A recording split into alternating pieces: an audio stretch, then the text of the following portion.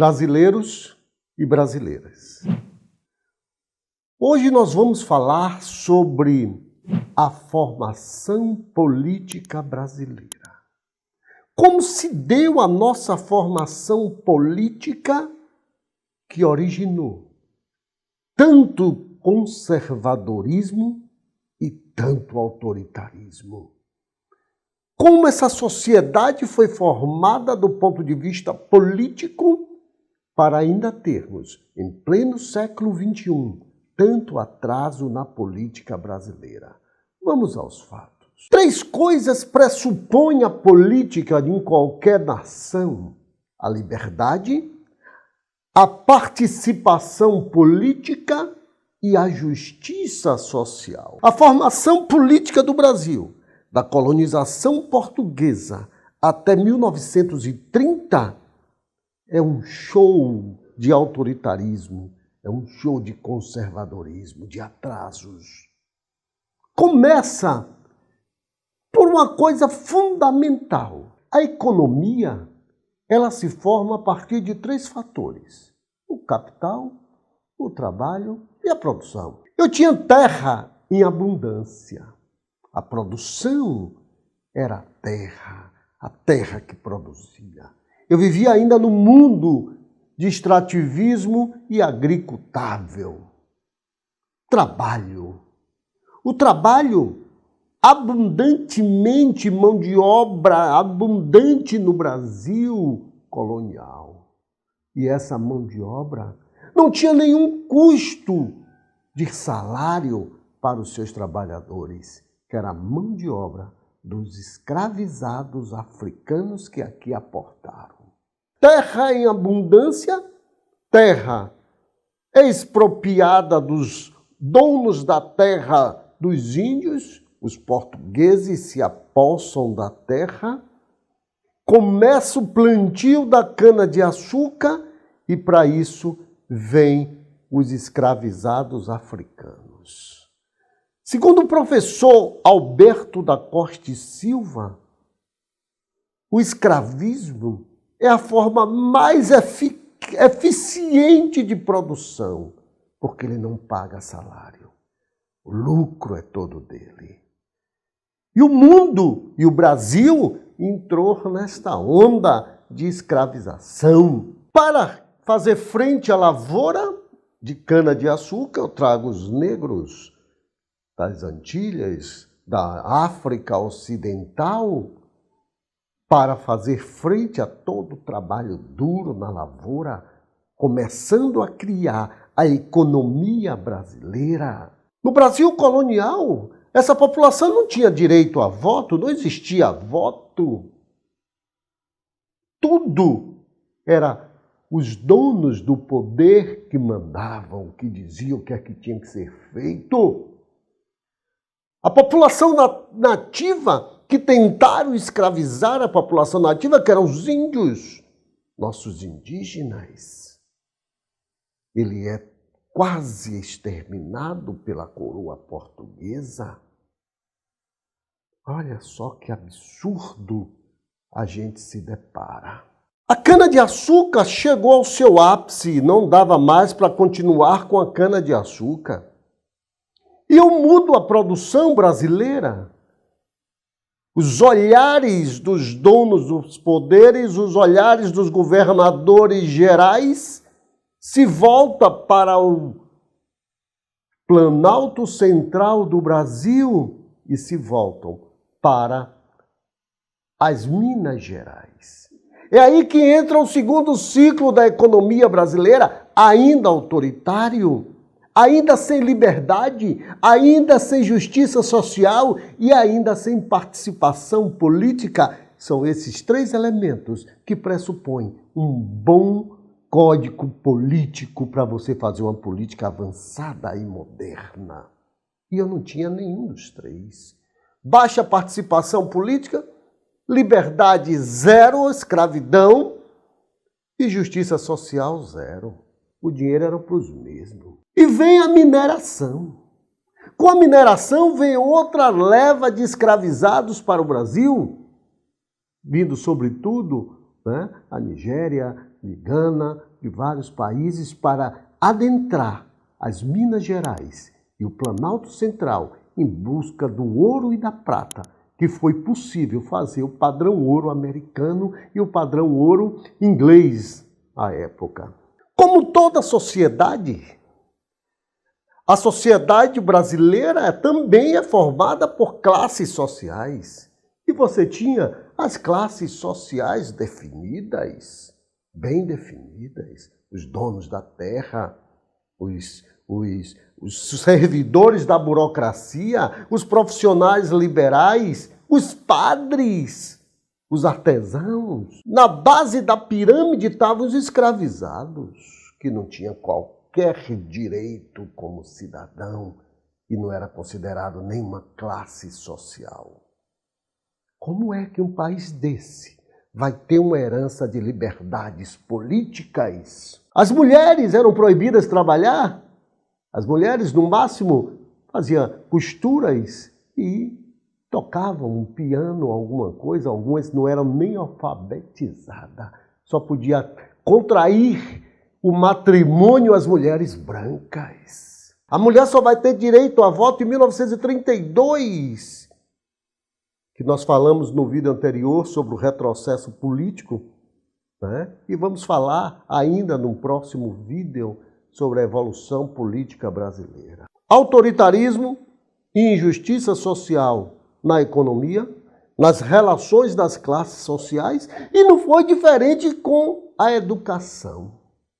Porque a educação no Brasil, ela começa com a igreja jesuítica.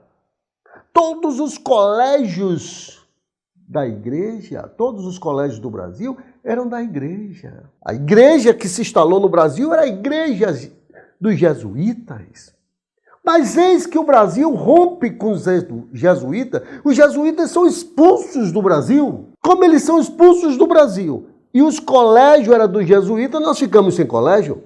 Aí o Estado brasileiro, o Estado ainda colonizado pelos portugueses, assume a educação. É aí que é criada a educação pública no Brasil.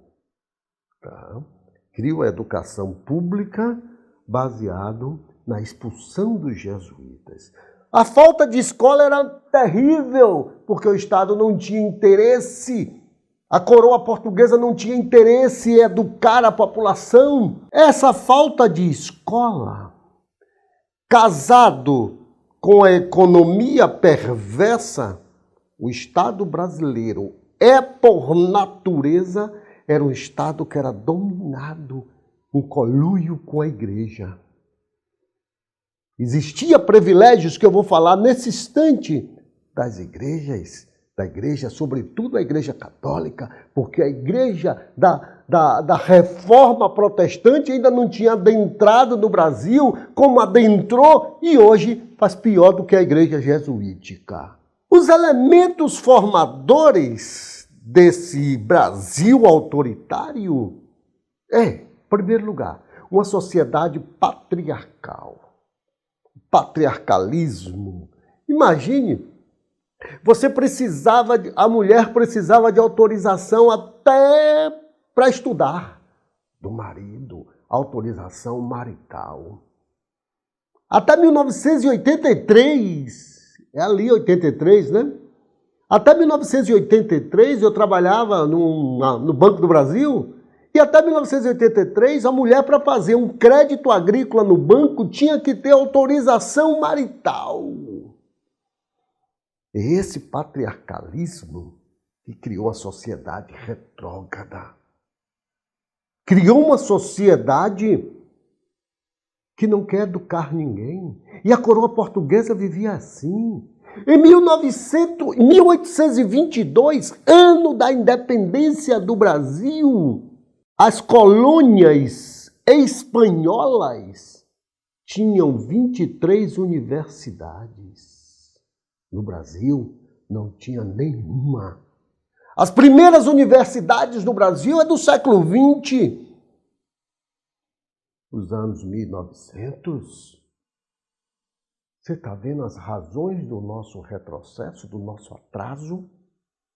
Está vendo de onde vem? É do nosso processo de formação. Uma sociedade formada na propriedade do ser humano, colocando essas pessoas a viverem como bicho em senzalas, as mulheres praticamente escravizadas. Que sociedade nós poderíamos esperar? Mas nós estamos aqui para lutar e construir uma sociedade melhor. Então, no Brasil, observem, as razões do nosso atraso e do nosso conservadorismo. Vamos agora ver o Estado e a Igreja.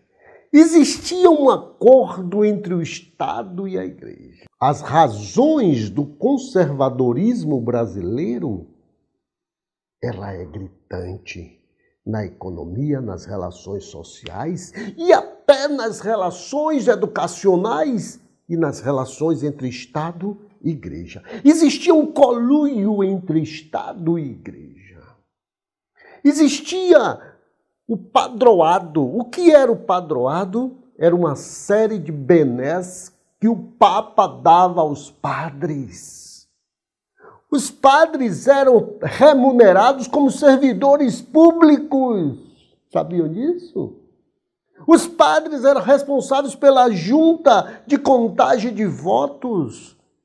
Os padres eram responsáveis até pelo censo. Quem fazia o censo no Brasil, hoje o IBGE, eram as igrejas católicas, tá? Que fazia todo o censo.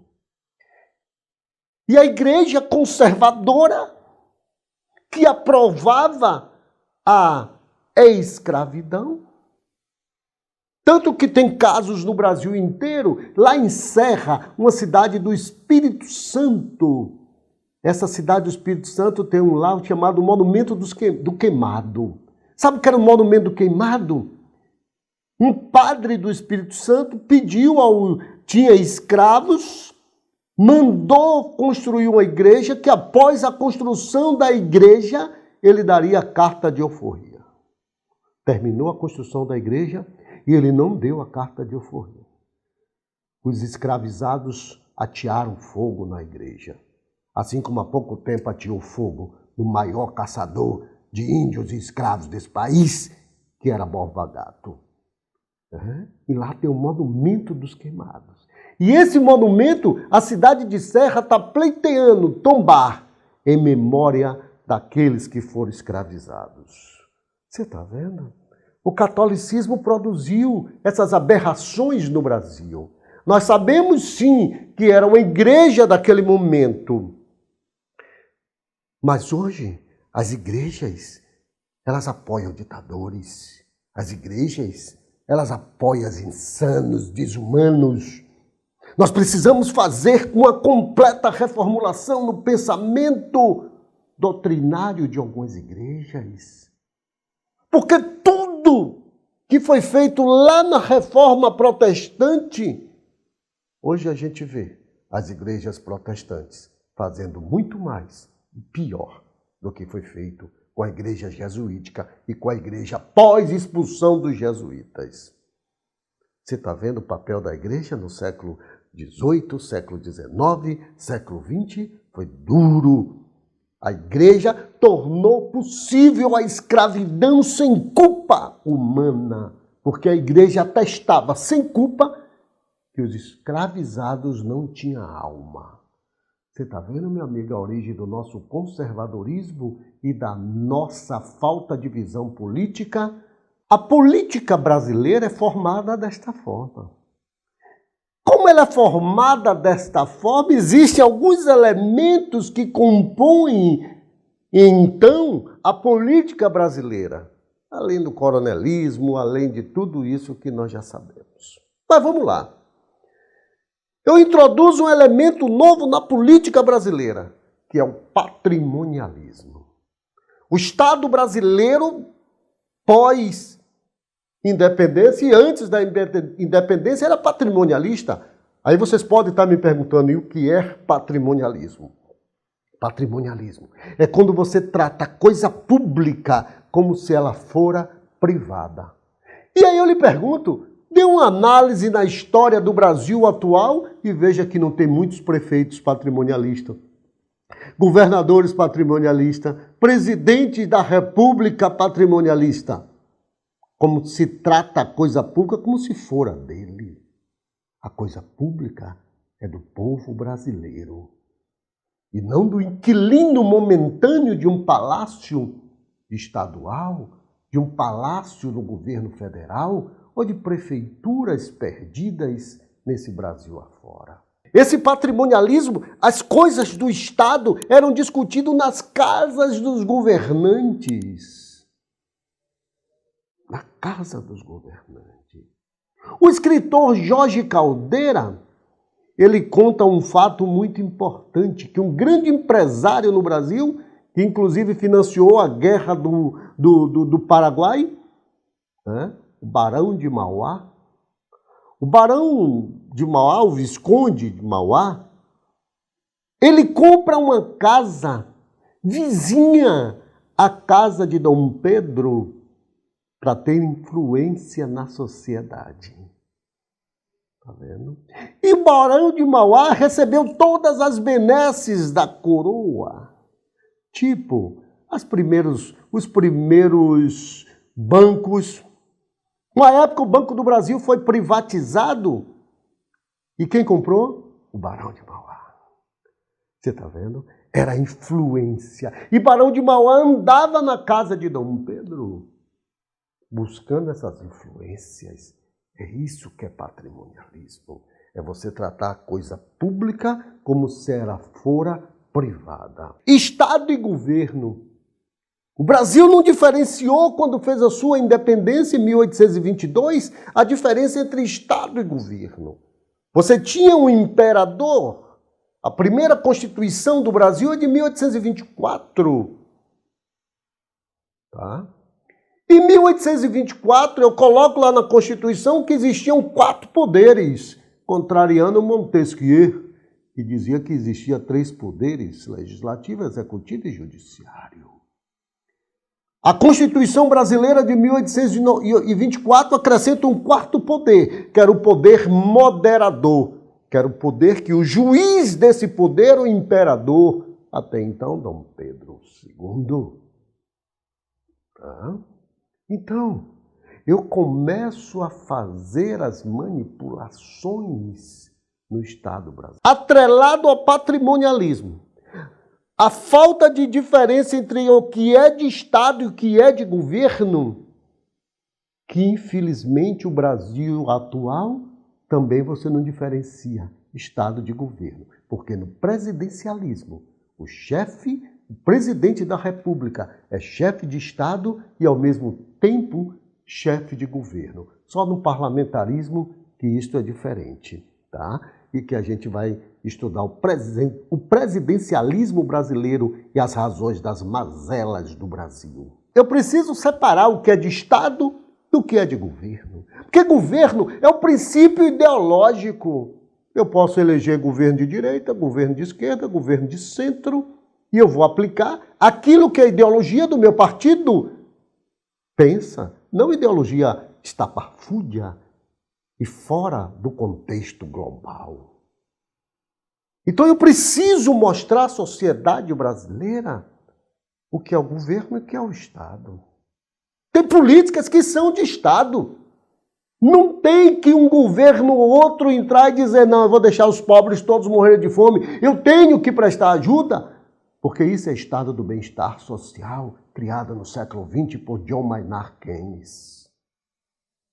Olha quanta coisa nós temos que compreender para humanizar esse Estado brasileiro. Em 1889, o Brasil se liberta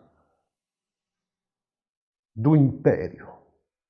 O imperador Dom Pedro já não existe mais, é proclamada a República. Mas a República continua sendo presidencialista. O chefe de Estado é chefe de governo.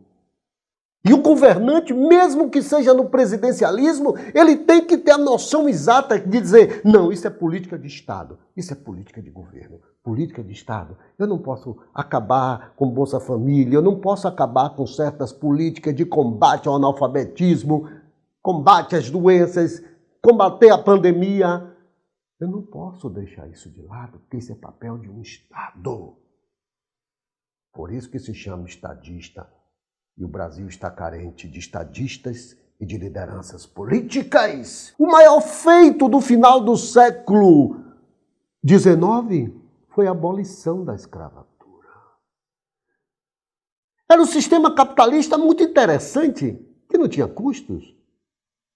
Só tinha custo de comprar o escravizado, mas não pagava salário, maximizando sua rentabilidade e os seus lucros.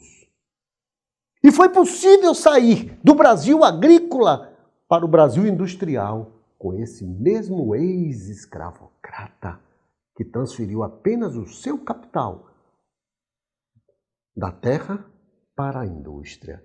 Mas é assunto para outro momento.